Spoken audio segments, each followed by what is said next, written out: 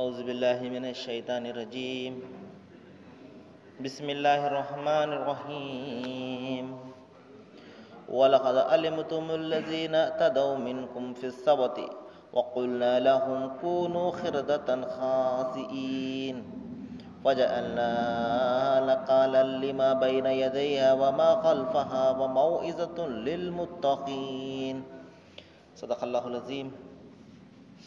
అనంత కరుణామయుడు, అపార కృపాశీలుడు, పాలకుడు, పోషకుడు, తీర్పు దిన యజమాని అయిన సర్వ సృష్టికర్త అల్లాహ్ పేరుతో ప్రారంభిస్తున్నాను.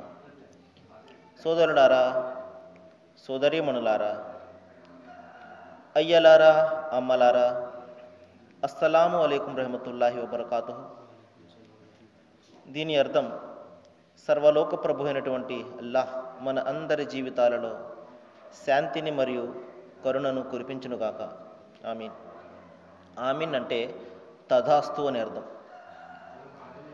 ఇప్పటి వరకు మీ ముందు మానవ మహోపకారి మహాప్రవక్త, దైవం చివరి ప్రవక్త అయిన ముహమ్మద్ సల్లల్లాహు అలైహి వసల్లం వారి మీద దైవం అల్లాహ్ అవతరింపజేసిన చివరి దైవ గ్రంథమైన దివ్య ఖురాన్ నుండి 2వ అధ్యాయం 65వ వాక్యం యొక్క అరబ్బీ మూలమును మీ ముందు పట్టించడం జరిగింది.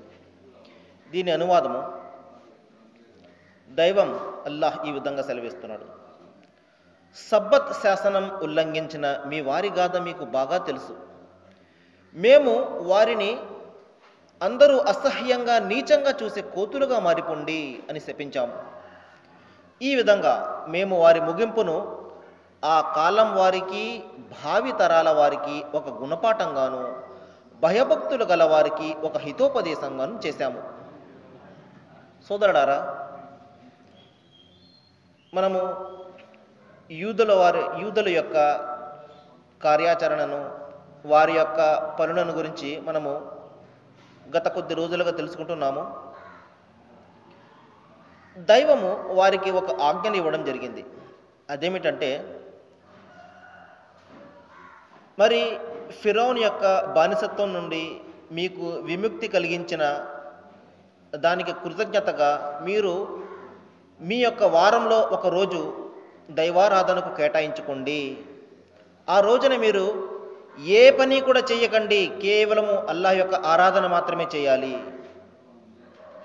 కనీసము మీరు మీ యొక్క వంటను కూడా వండుకోకుండా, భోజనాలను కూడా మీరు చేయకుండా పూర్తిగా ఆ ఒక్క దినము మీరు దైవం యొక్క ఆరాధనలో మునిగిపోవాలి. దానిని సబ్బాతు దినము అని పిలవడం జరిగింది. శనివారం అన్నమాట. శనివారము మీరు సబ్బాతు దినంగా మీరు పాటించాలి. ఆ దినమున మీరు ఎటువంటి పని చేయకూడదు, కేవలము దైవం యొక్క ఆరాధన మాత్రమే చేయాలి అని వారికి ఒక ఆజ్ఞను ఇవ్వడం జరిగింది. కానీ వారు ఆజ్ఞను మీరడం జరిగింది. దానిని పాటించకుండా వారు ఆ ఆజ్ఞకు దూరంగా వెళ్ళిపోవడం జరిగింది. అప్పుడు అల్లాహ్ వారందరినీ శపించడం జరిగింది. మీరందరూ కూడా కోతులుగా మారిపోండి, అందరూ అసహ్యంగా నీచంగా చూసే కోతులుగా మీరు మారిపోండి అని వారిని అందరినీ కూడా శపించడం జరిగింది. ఎందుకు ఈ విధంగా జరిగింది సోదరులారా? మరి భయంకరమైనటువంటి ఆ యొక్క వారి బాధల నుండి దైవం వారిని బయటికి తీసుకురావడం జరిగింది. ఒక స్థితిని, ఒక స్థాయిని కల్పించడం జరిగింది. మరి ఇన్ని అనుగ్రహాలు వారు చూస్తూ ఉన్నప్పటికీ కూడా మరి ఈ చిన్న ఆజ్ఞను కూడా వారు పాటించినప్పుడు వారు అల్లాహ్ యొక్క దైవం యొక్క ఆగ్రహంలో చిక్కుకుపోయి వారిని అక్కడ శపించడం జరిగింది. ఈ విధంగా వారి ముగింపును వారి కాలం వారికి ఒక గుణపాఠంగాను, భయభక్తులు గల వారికి ఒక హితోపదేశంగాను చేశాము. అల్లాహ్ మరి గత ప్రవక్తల యొక్క గాథను మనకు ఎందుకు చెప్తాడు అంటే, మనము దాని నుండి ఒక గుణపాఠాన్ని నేర్చుకోవాలని. చూడండి, మనము పిల్లలకు ఏదైనా బోధిస్తుంటాం, కథల మాదిరిగా వారికి చెప్తుంటాం, ఈ విధంగా జరిగింది, పూర్వకాలంలో ఈ విధంగా జరిగింది. ఎందుకు? తద్వారా వారికి ఒక గుణపాఠాన్ని మనం నేర్పాలి, ఒక పాఠాన్ని మనము వారికి ఇవ్వాలి అని. అదేవిధంగా దైవము దివ్య ఖురాన్లో గతించిన ప్రవక్తల యొక్క గాథలను మనకు ఎందుకు చెప్తున్నాడు అంటే, మనము దాని నుండి ఒక గుణపాఠాన్ని నేర్చుకోవాలి. దైవము ఇచ్చినటువంటి ఆజ్ఞను మీరినట్లయితే మనకు ఇటువంటి పరిస్థితి దాపురిస్తుంది, మనకు కూడా ఇటువంటి పరిస్థితి దాపురిస్తుంది, ఏ విధంగా అయితే గత ప్రజలకు జరిగిందో అన్నది మనం ఒక పాఠంగా నేర్చుకోవడం నిమిత్తమే దైవము మనకి ఇటువంటి గాథలను తెలియజేస్తూ ఉంటాడు. ఆ తర్వాత మరొక ప్రధానమైన సంఘటన గురించి ఇక్కడ ప్రస్తావించడం జరిగింది. అదేమిటంటే, ఓ ప్రజలారా, మీరు ఈ సంఘటన జ్ఞాపకం తెచ్చుకోండి. యూదులను ఉద్దేశించి దైవం చెప్తున్నాడు. అదేంటంటే, యూదులను ఉద్దేశించి కదా చెప్తున్నాడు, మనకేంటండి అని చెప్పేసి మనం భావించకూడదు. ఎందువల్లంటే, మనిషి కాలం మారినప్పటికీ కూడా అతని నైజం ఎంత మాత్రం కూడా మారలేదు. మనిషి పుట్టినప్పటి నుండి ఎలా ఉన్నాడో ప్రస్తుతం కూడా అతని నైజము, అతని స్వభావము ఒక్కటిగానే ఉంటుంది. కాబట్టి గత కాలంలో ఉన్నటువంటి ప్రజల యొక్క గుణపాఠం మనకు కూడా గుణపాఠంగానే ఉంటుంది. దైవం ఇక్కడ చెప్తున్నాడు, మూసా తన జాతి వారితో ఈ విధంగా అన్నాడు, అల్లా మిమ్మల్ని ఒక గోవును బలిగా ఇవ్వండి అని ఆజ్ఞాపిస్తున్నాడు. అప్పుడు వారు ఈ విధంగా అన్నారు, ఓ మూసా, నీవు మాతో పరిహాసం ఆడుతున్నావా? అప్పుడు మూసా వారితో ఈ విధంగా అన్నాడు, అవివేకుల మాదిరిగా నేను మాట్లాడకుండా నన్ను రక్షించు అని అల్లాహను శరణు వేడుతున్నాను. నేను అవివేకంగా మాట్లాడడం లేదు. దైవం మిమ్మల్ని ఆజ్ఞాపిస్తున్నాడు, ఒక గోవును మీరు బలిగా ఇవ్వండి అని. సరే, వారు అన్నారు, ఆ గోవును గురించి మాకు వివరంగా చెప్పు. అప్పుడు మూసా తన దైవాన్ని ప్రార్థించగానే దైవం ఈ విధంగా ఆజ్ఞాపించడం జరిగింది, అది ముసలిది కాకుండా లేగదూడ కాకుండా మధ్య వయస్సులో ఉన్నటువంటి గోవు అయి ఉండాలి. కనుక మీకు ఆజ్ఞాపించిన దాన్ని చేయండి అని మూసా తన జాతి ప్రజలను ఆదేశించడం జరిగింది. అప్పుడు దానికి వారు ఈ విధంగా పలికారు, దాని రంగు ఏదే ఉండాలో నీ ప్రభువుని అడిగి మాకు చెప్పు అని. అప్పుడు మూసా అన్నారు, అది మెరిసే పసుపు వన్నె కలిగి చూసేవారికి మనోహరంగా కనిపించాలి అని దైవం ఆజ్ఞాపిస్తున్నాడు. మళ్ళా వారు ఈ విధంగా ప్రశ్నించారు, ఏ విధమైనటువంటి గోవు కావాలో మీ ప్రభువుని అడిగి మాకు చెప్పండి, మేము దానిని నిర్ణయించడంలో మాకు సందేహంగా ఉన్నది. దైవం కోరితే నిస్సందేహంగా మేము కనుక్కుంటాము అని వారు వంకలు పెట్టడం మొదలుపెట్టారు. అప్పుడు మూసా చెప్పారు, అది ఏ కృషి చేయనిదై, అది దున్ననిదై మోట లాగనిదై, ఏ లోపము లేనిదై పరిపూర్ణ ఆరోగ్యం కలిగి ఉండాలి అని అల్లాహ్ అంటున్నాడు. దానిని మీరు బలి ఇవ్వండి అనగానే, ఇప్పుడు అర్థమైనది, నీవు సరైన గుర్తులు చెప్పావు అని అప్పుడు వారు ఆ గోవును బలి ఇవ్వడం జరిగింది. లేకపోతే వారు ఆ విధంగా చేసేవారు కాదు. సోదరులారా, ఇక్కడ కొన్ని విషయాలు మీ ముందు నేను కొద్దిగా వివరంగా చెప్పడానికి ప్రయత్నం చేస్తాను. చూడండి, మనము ఇంతకు ముందే మనం తెలుసుకున్నాము, ఇజ్రాయెల్ జాతి వారిని, యూదులను ఆ ఫిరౌన్ ప్రజలు ఎంత భయంకరమైనటువంటి యాతనకు గురి చేసేవారో మనం తెలుసుకున్నాము. వారి కుమారులను వధించేసేవారు, వారి కుమార్తెలను సజీవంగా ఉంచి తమ వంశంలో కలుపుకునేవారు, పెళ్లిళ్ళు చేసుకుని. ఈ విధమైనటువంటి భయంకరమైనటువంటి బాధలు అనుభవించిన తర్వాత అనేక శతాబ్దాలు, ఒకరోజు కాదు, 2 రోజులు కాదు, అనేక శతాబ్దాలు వారు బాధల్లో మునిగి ఉన్నప్పుడు దైవము కరుణించి వారిని తన ప్రవక్త మూసాను పంపించి వారిని బయటికి తీసుకురావడం జరిగింది. ఇంకా అనేకమైనటువంటి సజీవమైనటువంటి నిదర్శనాలను వారి కళ్ళ ముందు వాళ్ళు చూశారు. మరి వారి కళ్ళ ముందు ఆ క్రూరుడైనటువంటి ఆ ఫిరోను రాజు సముద్రంలో మునిగిపోవడం వారు చూశారు. మరి 6 లక్షల మంది భోజనం లేకుండా మలమల మాడుతున్నప్పుడు ఆకాశం నుండి మన్ సల్వా అనే ఆహారాన్ని దైవము అవతరింపజేయడము వారు చూశారు. తమ కళ్ళ ముందు మహాసముద్రము 2 ముక్కలు అయిపోవడం వాళ్ళు చూశారు. తమ కళ్ళ ముందే ఆ ఫిరౌను రాజు, క్రూరుడైనటువంటి ఆ రాజు మునిగిపోవడం వారు చూశారు. ఇంకా వారు ఎండల్లో మాడిపోతున్నప్పుడు మరి మేఘాల ఛాయను వాళ్ళకి కల్పించి, నీడను కల్పించడం జరిగింది. అది వారు కళ్ళారా చూశారు. ఇన్ని నిదర్శనాలు ఆ కళ్ళారా చూసిన తర్వాత మూసా వారు ఒక 40 రోజుల పాటు తమ నుండి వేరుగా వెళ్ళగానే వారు ఒక గోవును తమ ఆరాధ్య దైవంగా చేసుకోవడం మొదలుపెట్టారు. చూడండి, ఎంత భయంకరమైనటువంటి, ఎంత అవివేకమైనటువంటి పనిని వారు చేస్తున్నారు. వారికి తెలుసు ఈ మూగజీవి ఏది కూడా తమను ఆదుకున్నది కాదు అని. ఈ విధంగా సముద్రాన్ని చీల్చింది ఈ మూగజీవి కాదని వాళ్ళకి తెలుసు. అదేవిధంగా పైనుండి ఆహారాన్ని కురిపించింది ఈ మూగజీవి కాదని తెలుసు. మరి అనుగ్రహాలన్నీ కూడా కల్పిస్తున్నది ఆ దైవం అని తెలిసి మరి ఒక నోరు లేనటువంటి ఒక మూగజీవిని వారు తమ ఆరాధ్య దైవంగా చేసుకోవడం అనేది ఎంత అవివేకమైనటువంటి పని ఒకసారి చూడండి. మనము ఈరోజు కూడా మన చుట్టూ సమాజంలో మనం చూస్తుంటాము. మరి చాలామంది ఈ విధంగా నోరు లేనటువంటి జీవాలను ఆరాధ్య దైవాలుగా భావిస్తుంటారు. ఇంకా చూడండి, ఇంకా చెప్పాలంటే మనము గేదెనే తీసుకుందాం. మనం ఎక్కువగా ఉపయోగించేది గేదె పాలను ఉపయోగిస్తాము. మన స్వీట్ అన్నీ కూడా గేదె పాలతోనే మనం తయారు చేసుకుంటాం, కానీ గేదెని ఎవరు కూడా పూజించరు. ఇంకా చెప్పాలంటే గేదె నుండి ఇంకా ఎక్కువగా ప్రయోజనాలు పొందుతుంటాం మనం. ఎందుకు పూజించరు అంటే, ఒకవేళ ఇదే విధంగా మన మేకను కూడా చూడండి, ఎక్కువగా మాంసాహారాన్ని భుజించేది ఆ మేక మాంసమే. కాబట్టి ఈ విధంగా మేకను ఆరాధించినట్లయితే అది తినకుండా ఉండవలసి వస్తుందని చెప్పేసి దాన్ని ఆరాధించరు. ఈ విధంగా మనిషి ఏం చేస్తాడంటే, తనకు ఏదైతే ప్రయోజనకరమో దాని నుండి బయటికి రావడానికి, దాని నుండి అది ఆపడానికి ఎంత మాత్రం కూడా ప్రయత్నం చేయడు. చూడండి, నిజంగా ఆ మూగజీవి పట్ల ఆరాధన ఉన్నట్లయితే ఇటువంటి అన్ని కూడా మానేయాలి. మేకను మానేయాలి, ఈ విధంగా గేదె పాలను మానేయాలి మనం చెప్పాలంటే. కానీ ఒక్కసారి మనం మనసు పెట్టి ఆలోచించినట్లయితే దైవం యొక్క అనుగ్రహాలు ఇవన్నీ కూడా, ఈ సూర్యుడు కానివ్వండి, చంద్రుడు కానివ్వండి, ఈ గాలి, ఈ వెలుతురు, ఇదే విధంగా ఈ జీవాలు ఇవన్నీ కూడా మానవుని యొక్క సేవ నిమిత్తము దైవము ఇక్కడ పుట్టించడం జరిగింది. ఒకవేళ మనకు ఇష్టం కాదు అనుకోండి, దాని మాంసాన్ని మనకు తినడం ఇష్టం కాదు అనుకోండి, మనము ఈ విధంగా మనము కేవలము ఆ కూరగాయలు తినే మనము జీవనం సాగించవచ్చు. దానికి ఎందువల్లంటే ఇక్కడ దైవం ఇక్కడ చెప్తున్నాడు, మీరు మాంసాహారం భుజిస్తేనే మీరు విశ్వాసులని ఎంత మాత్రం కూడా చెప్పడం లేదు. దైవం ఒక నియమాన్ని పెట్టాడు. కొన్ని ఆహార పదార్థాలను ఇక్కడ మనిషికి ఇక్కడ ప్రసాదించడం జరిగింది. నీకు ఇష్టమైతే తిను, ఇష్టం లేకపోతే మానేయి. అంతేకాని దానిని దైవం యొక్క అనుగ్రహాలను, దైవం యొక్క ప్రసాదాలను, దైవం ప్రసాదించినటువంటి ఆ యొక్క వనరులను మనం ఎంత మాత్రం కూడా పూజించకూడదు. వాటిని ప్రసాదించినటువంటి దైవాన్ని మాత్రమే మనం పూజించాలి. ఇది ప్రధానంగా మనిషి జ్ఞాపకం పెట్టుకోవలసింది. దైవం యొక్క ప్రసాదితాలు ఉన్నాయి ఇవన్నీ కూడా. ఈ సూర్యుడు కానివ్వండి, చంద్రుడు కానివ్వండి, ఈ విధంగా ఈ వాన, ఈ విధంగా ఈ మూగజీవాలు, ఈ విధంగా ఇవన్నీ కూడా దైవము మనిషికి ప్రసాదించినటువంటి ప్రసాదితాలు. ఇవన్నీ కూడా ఈ అనుగ్రహాలు, ఇవన్నీ కూడా మన అవసరం నిమిత్తము మనం వీటిని వినియోగించుకోవాలి. వినియోగించుకుని వీటిని ప్రసాదించినటువంటి దైవానికి మనం కృతజ్ఞతలు తెలపాలి. ఆయన ఒక్కడినే ఆరాధించాలి.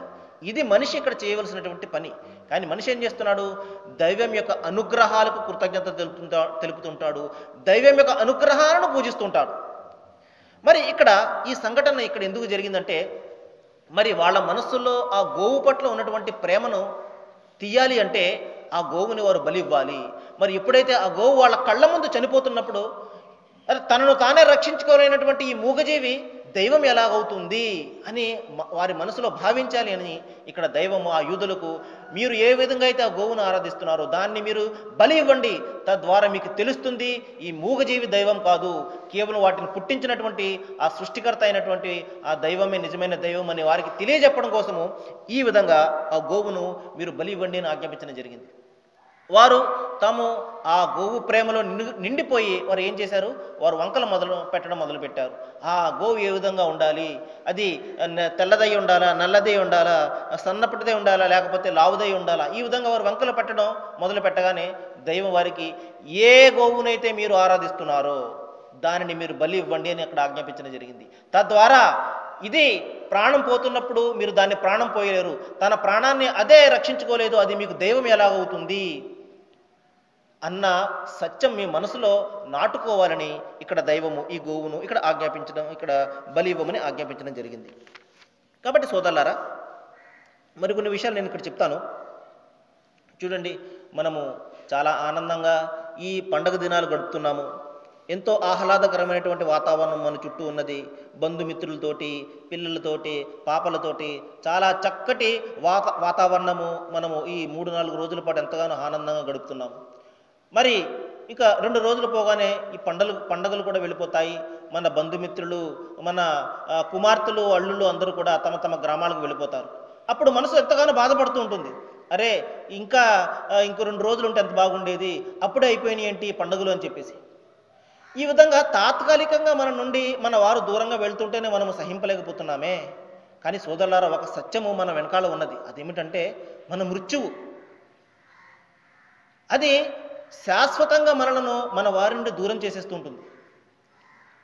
దైవ గ్రంథం ఖురాన్లో చెప్తున్నాడు, కుల్లు నఫ్సిన్ జాయిఖతుల్ మౌత్ వ ఇలైనా తుర్జఊన్. ప్రతి ఆత్మ కూడా మృత్యువును చవి చూడాలి, తర్వాత మీరందరూ కూడా మీ ప్రభువు తరపునకు మీరు మరలింపబడతారు అని ఇక్కడ ఖురాన్లో చెప్పడం జరిగింది. మరి మనకు భగవద్గీత గ్రంథం కూడా బోధిస్తుంది, జాతస్య ధ్రువం మృత్యువు, ప్రతి మనిషి కూడా మృత్యువును చవి చూడాలి అని. మరి ఒక రోజున మృత్యువు మన వద్దకు రాగానే మనము మన వాళ్ళనందరినీ కూడా విడిచి వెళ్ళిపోతాము. అప్పుడు వారు ఎంతగా బాధపడతారో ఒకసారి ఆలోచించండి. కేవలం తాత్కాలికంగా మన నుండి వాళ్ళు దూరంగా వెళ్ళిపోతుంటేనే మన మనసు విలువెల్లాడిపోతుంది. శాశ్వతంగా మన వాళ్ళు మన నుండి దూరంగా వెళ్ళిపోతే మన పరిస్థితి ఎంత భయంకరంగా ఉంటుంది చూడండి సోదరులారా. కానీ దైవ గ్రంథం ఖురాన్లో అల్లాహుతాలా ఒక భరోసాను, ఒక శుభార్తను కూడా ఇస్తున్నాడు. అదేమిటంటే, మీరు ఏ విధంగా అయితే ఇక్కడ ఆనందంగా గడుపుతున్నారో, ఈ పండగల్లో, ఈ పబ్బాలలో ఎంతో సంతోషంగా గడుపుతున్నారో, మీరు ఒక పని చేసినట్లయితే ఈ సంతోషాన్ని నేను మీ మరణం తర్వాత కూడా ప్రసాదిస్తానని చెప్పేసి శుభవార్తను ఇస్తున్నాడు. ఏ విధంగా అయితే మీ పిల్ల పాపాలతోటి ఇక్కడ ఆనందంగా గడుపుతున్నారో, ఇంతకంటే ఆనందంగా మరణమే లేనటువంటి ఆ యొక్క పరలోకంలో మీరు గడుపుతారు. అయితే దానికి ఒకటి చేయాలి అంటున్నాడు. అదేమిటంటే, దైవ గ్రంథం ఖురాన్లో చెప్తున్నాడు, ఓ ప్రవక్త, మీరు శుభవార్తనివ్వండి ప్రజలకు. ఎవరైతే ఈ గ్రంథాన్ని విశ్వసించి తమ జీవితాన్ని ఈ ఖురాన్కు అనుగుణంగా ఎవరైతే మలుచుకుంటారో, ఎవరైతే విశ్వాసాన్ని కలిగి ఉంటారో, ఏకేశ్వరవాదాన్ని ఎవరైతే కలిగి ఉంటారో, ఏకేశ్వరవాదం అనే విశ్వాసం ఉంది చూశారు, ఇది చాలా బలమైనటువంటి సత్యం అన్నమాట. ఇది మనిషిని స్వర్గానికి తీసుకుని వెళ్ళే విశ్వాసం అన్నమాట. ఏకేశ్వరవాదం అంటే ఒకే దైవము ఈ సమస్త సృష్టిని సృష్టించాడు, ఈ అండపిండ బ్రహ్మాండాన్ని సృష్టించి నడుపుతున్నది కేవలము ఒకే దైవము. ఆయనకు సాటి ఎవరు లేరు, ఆయనకు సమానము ఎవరు లేరు. ఆయన మనిషి కాడు, ఆయన పుట్టడు, ఆయనకు చావు లేదు, ఆయనకు ఏ స్వరూపాన్ని కూడా మనకు తెలియదు, ఆయనకు ఏ ఆకారం కూడా మనకు తెలియదు, ఆయనకు సాటి సమానం ఎవరు లేరు, ఆయన నిద్రపోడు, ఆయనకు కునుకు రాదు. ఇటువంటి లక్షణాలు గల దైవం ఉన్నాడు చూశారు. ఆయన మీరు ఏ పేరుతోనని పిలవండి, సర్వేశ్వరుని పిలవండి, యెహోవా అని పిలవండి, అల్లాహ్ అని పిలవండి, పరమాత్మ అని పిలవండి, ఓంకారుడు అని పిలవండి. ఆ దైవం ఉంది చూశారు, ఆ దైవం ఒక్కడే ఆరాధనకు అర్హుడు, ఆయన తప్ప మరొక ఆరాధ్యుడు లేడు అన్న ఈ ఏకేశ్వరవాదం ఉంది చూశారు. ఇదే విశ్వాసం అన్నమాట. ఇటువంటి బలమైన విశ్వాసాన్ని ఎవరైతే కలిగి ఉంటారో వారు నిస్సందేహంగా ఎటువంటి బాధ కానీ, ఎటువంటి విచారం కానీ కలిగే అవకాశం లేదు అని చెప్పేసి దైవం ఇక్కడ భరోసాను ఇవ్వడం జరిగింది. మరి ఈ సందర్భంలో ప్రవక్త ముహమ్మద్ సల్లల్లాహు అలైహి వసల్లం వారి యొక్క ప్రవచనాలను కూడా నేను మీ ముందు చెప్పడానికి ప్రయత్నం చేస్తాను. ప్రవక్త ముహమ్మద్ సల్లల్లాహు అలైహి వసల్లం వారు ఈ విధంగా ప్రవచించారు, ఓ మానవులారా, నేను మీకు ఒక మాట చెప్తాను, మీరు ఆ మాటను మీరు అనుసరించినట్లయితే మీరు ఎన్నడూ కూడా విఫలం చెందరు, నరకాగ్ని మిమ్మల్ని ఎంత మాత్రం కూడా ముట్టుకోదు, మీరందరూ కూడా స్వర్గానికి వెళ్తారు అని చెప్పడం జరిగింది. అదేమిటి ప్రవక్త అనగానే, లా ఇలాహ ఇల్లల్లాహ్ అంటే దైవం ఒక్కడే ఆరాధనకు అర్హుడు, ఆయన తప్ప మరొక ఆరాధ్యుడు లేడు. ఈ పదాన్ని మీరు త్రికరణ శుద్ధితోటి మీరు విశ్వసించినట్లయితే, మీ జీవితాల్లో దీన్ని స్థాపించినట్లయితే నిస్సందేహంగా ఇది మిమ్మల్ని స్వర్గానికి తీసుకుని వెళ్తుంది, మీరు ఎంతో ఆనందంగా అక్కడ పిల్ల పాపలతోటి ఉంటారు అని శుభవార్తను ఇవ్వడం జరిగింది. ఇంకా ప్రవక్త ముహమ్మద్ వారు చెప్పారు, మరి దైవాన్ని మీరు విశ్వసించినట్లయితే, ఆయన పట్ల స్థిరమైనటువంటి నమ్మకాన్ని మీరు కలిగి ఉన్నట్లయితే, మరి ఏ విధంగా అయితే పిట్టలను చూడండి, వాటి పొట్టలు సొట్టబోయి ఉంటాయి పొద్దున్నే, కానీ వాటికి ఏ భయం కూడా ఉండదు, అవి వెళ్ళిపోతుంటాయి, తిరిగి అవి తమ గూటికి చేరగానే వారి పొట్టలన్నీ కూడా నిండుగా ఉంటాయి. మరి వాటికి ఏ దైవం వారికి ఆహారాన్ని ప్రసాదిస్తున్నాడు? ఆ దైవమే మీకు ఆహారాన్ని ప్రసాదిస్తాడు, ఆయన్ను మీరు నమ్మిన విధంగా నమ్మినట్లయితే. ఇంకా ప్రవక్త వారు చెప్పారు, ఓ ప్రజలారా, మీరు స్థిరమైనటువంటి విశ్వాసాన్ని కలిగి ఉండండి. ఏ విధంగా అయితే ఒక కొండ స్థిరంగా ఉంటుందో, ఏ మాత్రం చలించకుండా ఉంటుందో, అటువంటి విశ్వాసాన్ని మీరు కలిగి ఉండండి. ఏ విధంగా అయితే ఒక నిండు కుండ తొణకకుండా, అదరకుండా, బెదరకుండా ఉంటుందో, ఆ విధంగా మీ విశ్వాసాన్ని కలిగి ఉండాలి. మీరు చొక్కాలను మనం మార్చినట్లు దైవాలను మార్చకూడదు సుమా. ఎందువల్లంటే మనిషి మారుతుంటాడు కానీ దైవం ఎంత మాత్రం కూడా మారడు. కాబట్టి మీకు ప్రవక్త ముహమ్మద్ వారు చెప్పారు, మీకు ఏదైనా కష్టం కలిగితే మీరు దైవాన్ని విశ్వసించండి, ఆయనే మీ కష్టాల నుండి బయటపడే మార్గాన్ని మీకు బోధిస్తాడు. అచంచలమైనటువంటి విశ్వాసాన్ని మీరు కలిగి ఉండాలి. మీకు ఏదైనా కష్టం కలిగితే దైవం ఈ కష్టం ఇచ్చాడు, ఆయనే తీరుస్తాడు అన్న విశ్వాసాన్ని కలిగి ఉండండి, తప్పించి నేను ఈ విధంగా చేసినట్టయితే ఆ విధంగా జరిగేది అనే మాటలు మీరు మాట్లాడకండి. దైవానికి ఇది ఇష్టం, ఇది ఆయన చేశాడు, ఆయన తలిస్తే నన్ను బయటకు తీస్తాడు అన్న విశ్వాసాన్ని మీరు కలిగి ఉండాలి. ప్రపంచమంతా ఏకమైపోయినా మీ నుండి ఒక్క రూపాయి కూడా తీసుకోకలేదు. ఒకవేళ దైవం తలిస్తే, ఒకవేళ ఆయన ఒక రూపాయి మీ నుండి తీసుకోవాలనుకుంటే సమస్త ప్రజలందరూ కలిసి ఆపినా అది ఆగదు. ఇటువంటి స్థిరమైన విశ్వాసాన్ని మనం కలిగి ఉండాలి సోదరులారా. మన విశ్వాసం మారకూడదు. మనకు కష్టాలు వచ్చినప్పుడు, నష్టాలు వచ్చినప్పుడు విశ్వాసాలు మారిపోతుంటాయి. దైవాలను మార్చివేస్తుంటాం మనము. ఈయన కాకపోతే ఆయన, ఆయన కాకపోతే ఆయన. ఇటువంటి అచంచలమైనటువంటి చంచలమైనటువంటి విశ్వాసాన్ని మనం ఎంత మాత్రం కూడా కలిగి ఉండకూడదు. ఏ విధంగా అయితే ఒక భవనానికి పునాది ఎంత స్ట్రాంగ్గా ఉంటుందో, ఎంత స్థిరంగా ఉంటుందో, అదేవిధంగా మనలో ఏకేశ్వరవాదము, నా దైవము ఒక్కడు, ఆయన నన్ను అనుక్షణం చూస్తున్నాడు, ఆయన తప్ప మరొక ఆరాధ్యుడు లేడు అన్న ఈ విశ్వాసం ఉంది చూశారు, ఇది చాలా బలంగా మనసులో నాటుకున్నప్పుడు ఎటువంటి కష్టాలు వచ్చినప్పటికీ కూడా, ఎటువంటి నష్టాలు వచ్చినప్పటికీ కూడా మనిషి ఎంత మాత్రం కూడా తొత్తరపాటు చెందడు, బెదరడు, అదరడు. అలా కాకుండా మనిషికి సరైన విశ్వాసం లేదనుకోండి, ప్రతి చిన్న సమస్యకు కూడా తన దైవం మారిపోతుంటాడు, తన ఆరాధ్యుడు మారిపోతుంటాడు. కాబట్టి సోదరులారా, నేను చివరిగా మీ అందరికీ చేసే విజ్ఞప్తి ఏంటంటే, దైవం తలిస్తే ప్రతిరోజు కూడా మనకు పండగగానే ఉంటుంది. ఎందువల్లంటే దైవం చెప్తున్నాడు, మీరు అనుక్షణం కూడా మీ దైవాన్ని మీరు మనసులో నిలుపుకోండి, ఆయనను అనుక్షణం కూడా సంస్మరిస్తూ ఉండండి. సంస్మరణ అంటే మన జీవితంలో ప్రతి రంగంలో కూడా ఆయన ఇచ్చినటువంటి ఆజ్ఞ ప్రకారం జీవితం గడపడం అనమాట. అది నిజంగా దైవాన్ని ఆరాధించడము, దైవాన్ని జ్ఞాపకం చేసుకోవడం అనేది. కాబట్టి మీరు ఆ విధంగా చేసినట్లయితే ప్రతిరోజు కూడా మీకు పండగే. అంతేకాదు, మీ మరణం తర్వాత కూడా మీకు ఆనందంగా ఉంటుంది, శాశ్వతంగా సుఖంగా మీరు జీవితం గడుపుతారు అని ఇక్కడ దైవము మనకు భరోసాను ఇవ్వడం జరిగింది. నేను అల్లాహ్ను ప్రార్థిస్తున్నాను, దైవాన్ని ప్రార్థిస్తున్నాను. మరి ఏ విషయాలైతే నేను మీ ముందు ప్రస్తావిస్తున్నానో ఇవి కొంచెం మనసుకు కష్టం కలిగినప్పటికీ కూడా, సత్యము కొంచెం చేదుగా ఉన్నప్పటికీ కూడా అది మనకు నెమ్మదినిస్తుంది, శాంతిని ప్రసాదిస్తుంది. దైవం మనందరి మనసులను కూడా విప్పాలని, నేను చెప్పినటువంటి విషయాలన్నీ కూడా మన మనస్సుల్లో అది నాటుకుపోవాలని, మనం దాన్ని ఆలోచించి ఆచరణ చేసి దైవం యొక్క అనుగ్రహానికి మనం పాత్రలు కావాలని నేను మనస్ఫూర్తిగా అల్లాహ్ను ప్రార్థిస్తున్నాను. వాఖిరు దవానా అనిల్ హమ్దులిల్లాహి రబ్బిల్ ఆలమీన్.